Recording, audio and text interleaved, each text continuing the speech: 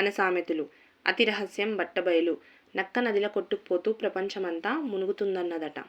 మావోనికి 32 గుణాలు మంచియే, 2 పాడు. తనకు తెలది ఒకడు చెబితే వినడు. చెరువుల పడ్డోని తీసి బావిలేసినట్లు, చిల్లికి చింతపండొత్తినట్లు. గుమ్మి నిండా గింజలుండాలే, గూటాలోలే బిడ్డలుండాలి. గుట్టకు కట్టెలు మోసినట్లు, గాలికి గడ్డపారాలు కొట్టుకుపోయినాయట. కట్టకు పుట్టచేటు, చెట్టుకు తొర్రచేటు. ఏనుగు కూసున్న గుర్రమంతెత్తు.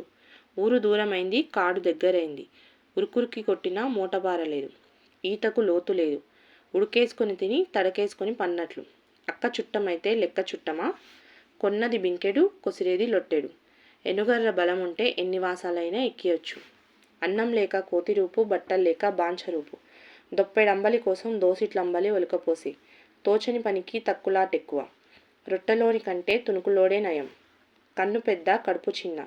ఎన్నేషాలేసినా కూటికే, ఎన్నేండ్లు బతికినా కాటికే.